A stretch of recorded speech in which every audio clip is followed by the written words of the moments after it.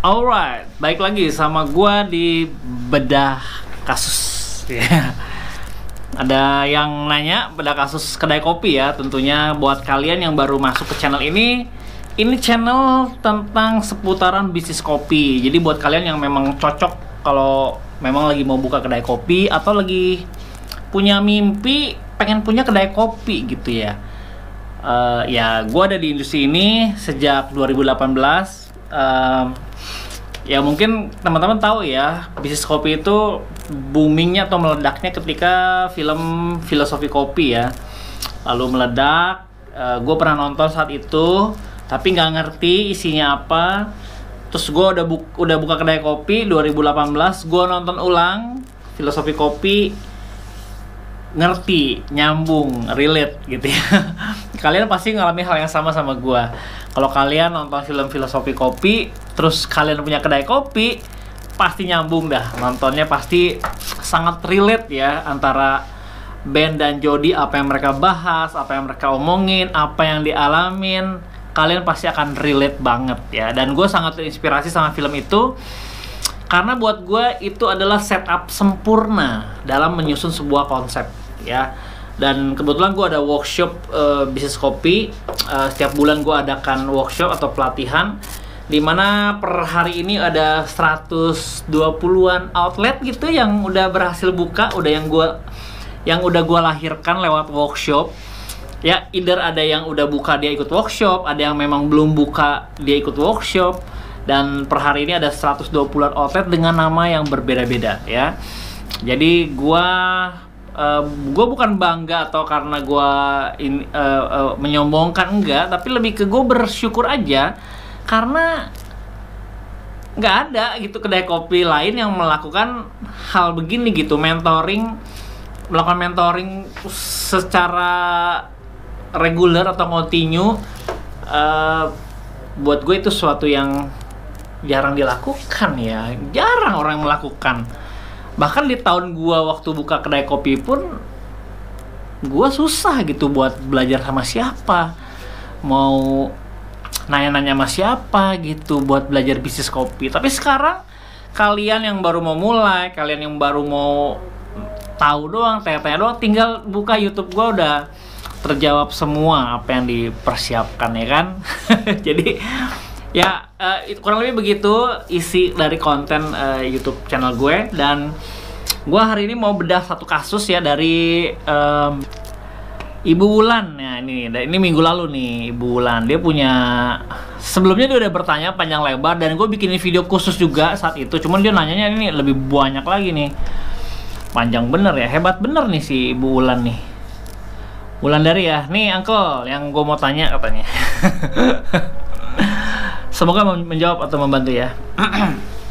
Ada 3 pertanyaan, ada 3 pertanyaan ya. Siapa yang lebih baik jadi manajer store? Oke. Yang punya saham lebih banyak kah? Atau yang terbiasa punya tanggung jawab di pekerjaan sebelumnya? Atau yang bisa atau berani pasang badan? Dari kami bertiga founders kedai, nggak ada yang punya basic F&B service. Kalau menurut gua, ini jawab satu-satu ya. Kalau menurut gua,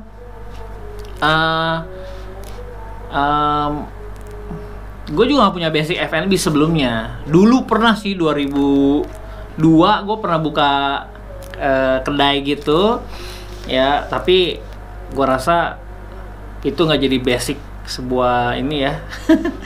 Jadi siapa nih jadi manajer store yang paling ini? Kalau menurut gua ya, yang punya terbiasa punya tanggung jawab pekerjaan di sebelumnya mungkin lebih proper ya, lebih proper gitu. Jadi menurut gue itu sih yang lebih proper. Tapi kalau seandainya yang punya saham lebih banyak itu kan dia berbanding lurus dengan resiko lebih banyak. Nah pertanyaan sama ke yang punya saham lebih banyak ini, lu mau gak resiko kerugian itu ada di tangan orang gitu? Nah ini gue punya sharing aja nih Mbak Wulan ya, gue panggil Mbak Wulan aja. Gue sharing aja Jadi di Uncle Joe itu dulu ada 4 orang, ya ada 4 orang nih. 2 orang memang gua sekarang udah nggak ada, karena dulu saham juga dia bukan, karena gua kasih saham aja dia punya saham. Tapi setelah berjalan singkat waktu, akhirnya sahamnya gua tarik balik, mereka udah keluar dari Uncle Joe. Jadi tinggal berdua, yaitu ada satu investor sama gua. Nah, case-nya gua yang harus jadi manajer store di sini. Kenapa? Karena dari segi saham paling gede, gua nggak mau kalau ada resiko kegagalan atau resiko kerugian oleh orang lain dan dampaknya di gua yang paling gede. Nah itu gua nggak mau, karena kasusnya agak rumit sih di gua ya. Jadi pemilik ruko tempat yang gue pakai ini juga kompleks banget. Kenapa bisa pakai ruko ini? Terus secara tempat tinggal juga gue di sini. Terus saham kepemilikan juga paling gede.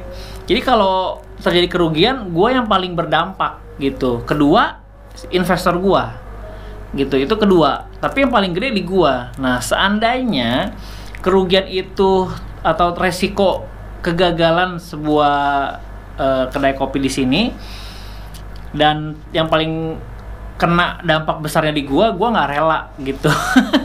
Jadi resiko, masa gini loh, ada orang lain yang menjalankan bisnis lo, terus ketika dia rugi bisnisnya, si orang ini nggak apa-apa gitu, gua yang paling kena dampak. Nah gua kurang rela lah kalau kayak gitu ya. Jadi saat itu gue ambil tanggung jawab, karena ya itu akhirnya gue ambil tanggung jawab. Ya udah, akhirnya gue yang jadi store manager gitu ya.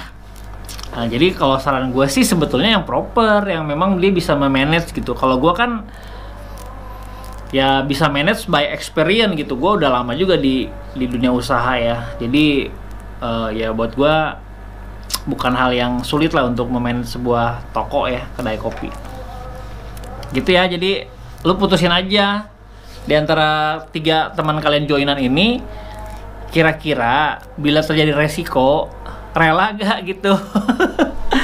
Jadi putusin sendiri lah. Jadi tapi kalau menurut gue ya itu harus disepakati bersama. Sebelumnya gue jadi manajer, gue juga di forum dilempar gitu, kira-kira siapa yang mau ambil tanggung jawab ini gitu, dengan segala resikonya. Tapi nggak ada yang mau, ya akhirnya gue yang ambil. Nomor 2, dengan many things to do. Many things to do saat menjalankan kedai dengan komposisi SDM-nya 4 orang, dan itu pun hanya maksimal secara keseluruhan di weekend. Baiknya pembagian job desk-nya seperti apa ya? Kalau based on simple management yang gue pakai ya, which is cuma store manager, operasional itu anak-anak bar, barista, lalu ada finance gitu.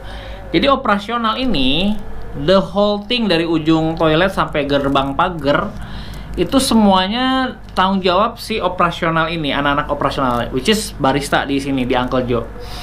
Tapi dengan catatan gua membackup gitu, gua udah ready gitu. Seandainya terjadi ketidakberesan dalam sebuah pekerjaan, gua yang akan turun nge-backup ini si operasional.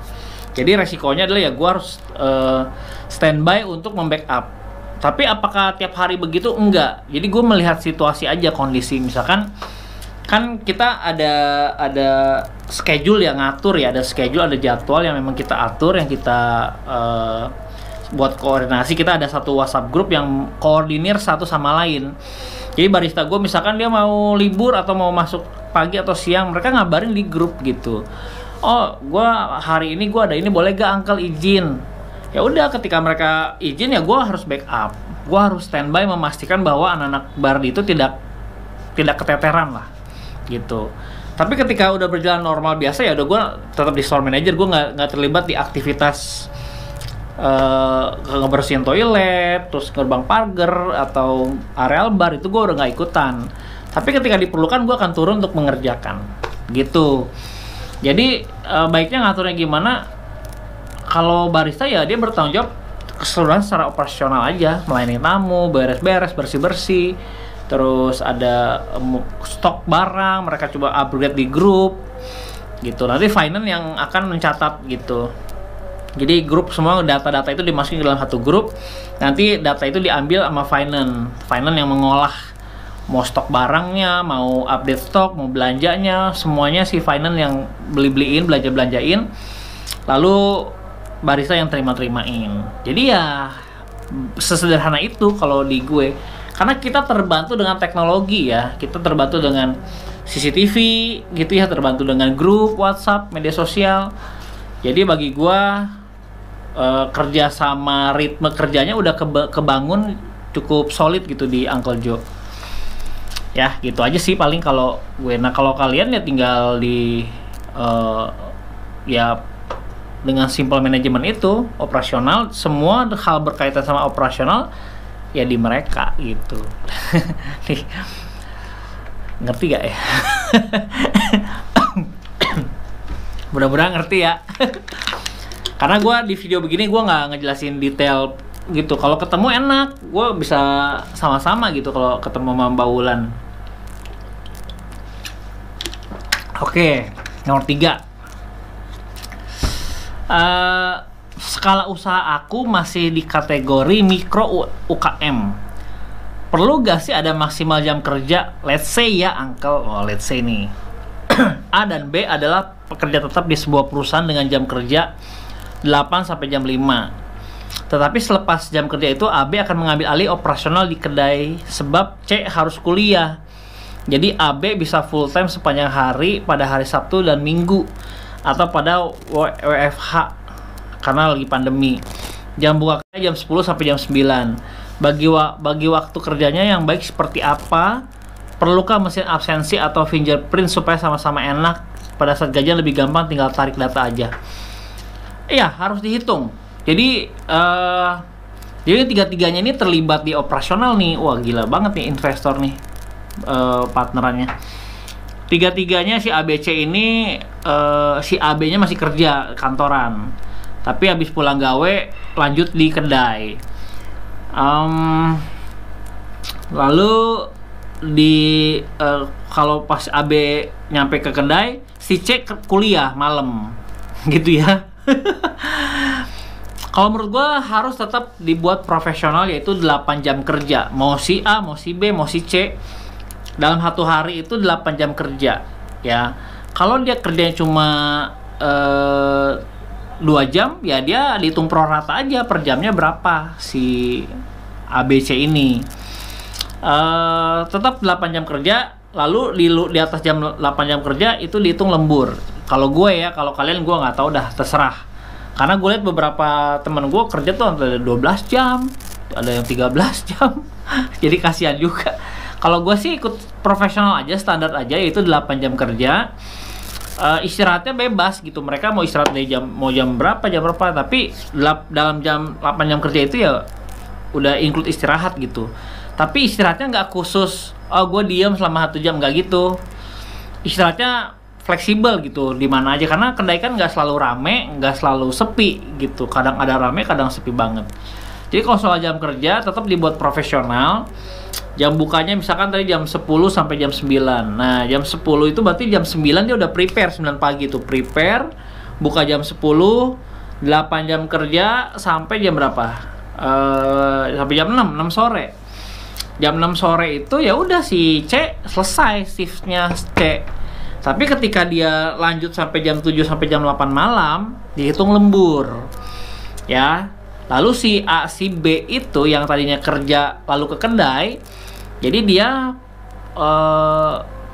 ya absen, ya dia harus hitungannya gimana, kalian putusin apa pro rata cuma 8 jam apa sekian jam kerja. Kalau nyampe jam 5 keluar kantor, perjalanan nyampe kedai jam 6 sore. Artinya jam 6 sampai closing, which is cuma 3 jam ya. Ya cuma 3, ya betul, cuma 3 jam kerja. Sama 1 jam closingan beres-beres, berarti 4 jam. Si A, si B itu cuma 4 jam per hari gitu. Luar biasa loh AB ini, kerja kantoran pulang ngurusin kedai. Nah 4 jam ini dibagi aja pro rata, per jamnya harga berapa dia. Lalu di weekend full weekendnya itu juga bukan buka tutup ya, dia harus dihitung 8 jam kerja tetap. Si di luar 8 jam kerja itu dia lembur.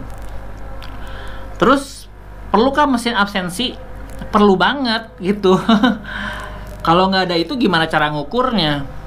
Nggak, gimana cara dia keluar in outnya jam kerja gitu? Tetap perlu ada fingerprint biar sama-sama enak. Terus pada saat gajian lebih gampang tinggal tarik data. Betul banget Mbak Ulan. Jadi saran gua tetap dibuat profesional, 8 jam kerja, di luar itu lembur. Ya, terus untuk ngambil datanya paling enak fingerprint gitu. Itu paling ideal, paling enak, paling gampang gitu. Gimana? Ya, gitu aja ya.